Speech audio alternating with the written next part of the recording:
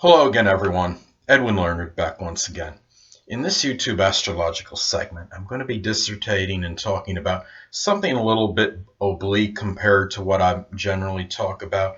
And in this segment, I'm going to be talking about the most common zodiac sign. And yes, the subject can be somewhat subjective because generally when people want to research what the most common zodiac sign is, they're looking for the most common zodiac sun sign. And this could be very hard to obtain because even if you have extensive research on this and you don't have the exact time all these people are born that are born on the cusp of signs, for example, that would be a reason why you can probably never really prove which one is actually on the top or not, because you're going to have a lot of people on that cusp. So, and if you have two of those signs jockeying for the top position that are next to each other, that would make it very difficult. However, there's various sources on this, and there was one source that had Scorpio toppling the list for the sun sign at 9.6%. This was in the US though, and that's the whole thing. If you have Scorpio at 9.6%, but if you have the second place that's not far behind, to me that's not irrefutable evidence to really support that Scorpio suns, that there's more of them than any other sun sign in the world. However, it's possible maybe, but that's still not enough for me to really say irrebuttably that is the case for all over the globe. Now, another source states that in the U.S. that Virgo and Libra were the tops as far as the most sun signs, and someone had something on somewhere else on another source on the web said that he didn't come out and directly say it, but he said he had encountered many people that seem to have the, if I remember right, Cancer and Leo sun signs. So that being said, it really, to me, that the sun sign is a question we may never be able to answer. However, we can go to the ascendant. Now, as far as rising signs go, now I'm going to focus on the northern hemisphere because according to wikipedia.org, 90% of the population of the world resides in the northern hemisphere. So in the northern hemisphere, now there are signs, as you know, of long and short ascension. Many of you may know, my loyal and steadfast viewers out there had seen that video I made about that. And others, many of you may know this already anyway. Now, the signs in the northern hemisphere that rise for the longest duration are Leo, Virgo, Libra, and Scorpio. And that could be anywhere between 2.5 to 3.25 hours ascension. At least that's just an approximate interval I'm giving. And it's possible it may be a little bit more, a little bit less. You might have some fluctuation and variance at other latitudes. But I would say for the most part, that should be in that range. So basically, when you're looking at that, okay, it's one of those four signs is what's going to be.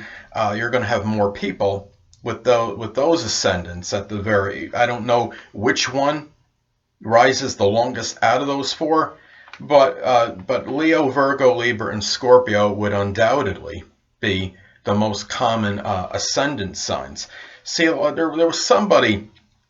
This makes this interesting because if somebody's doing research on something and they're trying to see something for prominent world leaders and what percentage have, say Scorpio rising, and if that hit near the top or near the top of the list, that could very well be attributed to the fact that there's more people that have Scorpio rising than the majority of the other rising signs. So it has certain significance as far as these numbers go. And really, the signs of the shortest ascension apparently are Pisces and Aries, which could vary approximately to 30 minutes and 30 minutes to an hour and 15 minutes duration of time for the time it rises per day. So basically what that comes down to is that somebody really is going to have a very minuscule chance of having a Pisces or Aries ascendant in that northern hemisphere where approximately 90% of the population resides. And that percentage broke down to between about 2.1% and 5.2% for each of those signs of having that chance of having that ascendant in that in the northern latitudes in the northern hemisphere. So I mean, there's very few people that have that ascendant. That is the most obviously. Those are the most uncommon ascendants to have. So as far as the rising sign type, and what's funny is that when you have some of those four signs I talked about before, Leo, Virgo, Libra, and Scorpio, you have that between 2.5 hours and 3.25 hours per day that it's going to rise. I mean, those are astronomical. I mean, no pun intended. I mean, those are prodigious numbers.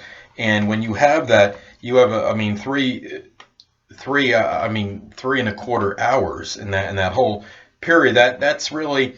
So for those four signs combined, well, actually, let me break it down for each one. That's really between about 10.4% to 13.5% of the time those signs are going to rise. I'm talking about each of those signs, of course.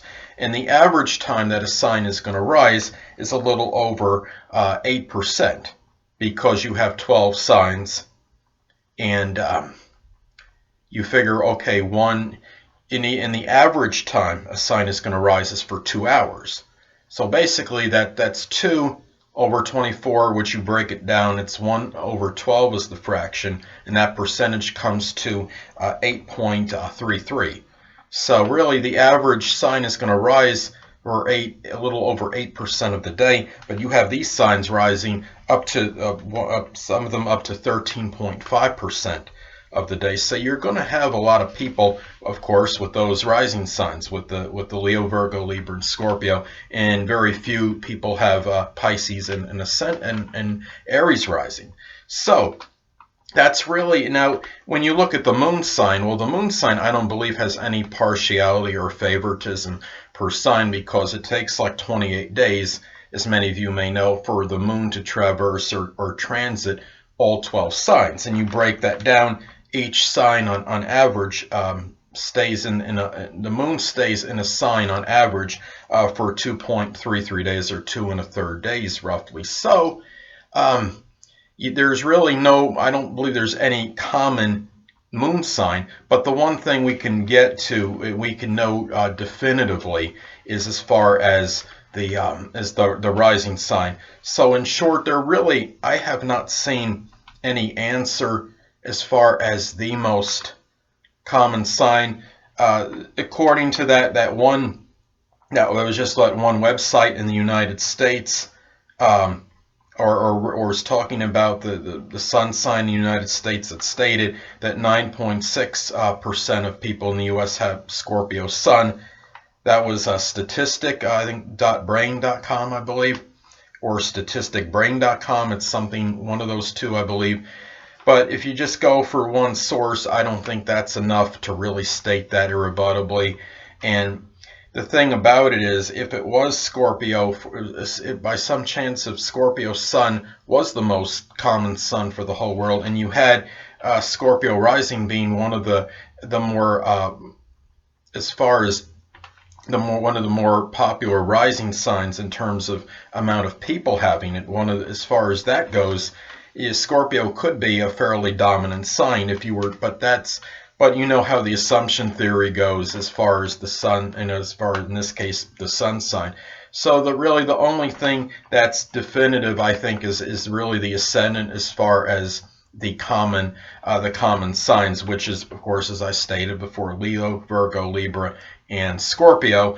But if the few people that are in that 10%, that robust 10% that are in the southern hemisphere, apparently, according to Wikipedia.org, is that Taurus and Aquarius rose the longest in as far as the southern hemisphere goes, and Libra and Virgo had the shortest ascension. So you had more of those Aquarius and Taurus ascendants in that southern, but you have to remember that 90% of the world population does reside in the northern hemisphere. So that would mean what I stated before, as far as those ascendants that I described, those would be the ones that would have the most overall, as far as the most amount of people that would have those ascendants, as far as Leo, Virgo, Libra, and Scorpio. And I thought this was an interesting study, and I wish I could give some clarity and give something more definitive as far as like the most common zodiac sign, especially for the sun sign. And as I stated before, what makes it difficult is the fact that you have a number, you get this controversy and conflict because you have people, so many people born on the cusp of two signs. And if you're not everybody you're surveying, you're not going to know their time of birth. And that's what makes it a problem, especially if you were to conduct a study, say hypothetically, and you had two signs that were in a virtual deadlock or close to tie for being that most common or popular zodiac sun sign based on the amount of people that have it. And if the signs were adjacent, that would make it very problematic, because you really have to know the times of birth on people on those cusps that were in that survey, that were in that statistical research, that were in that study. So that's what makes it difficult, and there's probably no way you can really get that down 100% either way. You might be able to get a couple signs that would be like at the top of the list, but I don't know if you could really ascertain that number one, that most that zodiac sun sign that most people would have. Well, anyway, people, that'll conclude this YouTube astrological segment for talking about the most common zodiac sign. And two things I want to get with you on before I head out. Firstly, the stars may impel but do not compel. And secondly, never isolate any single astrological element, aspect, planetary placement, position, configuration, influence, or what have you, and make an analysis of a person, astrologically speaking, based on this alone, because astrologically speaking, the person is the sum of all their components in their natal chart, and not just one. Until next time, people, stay well.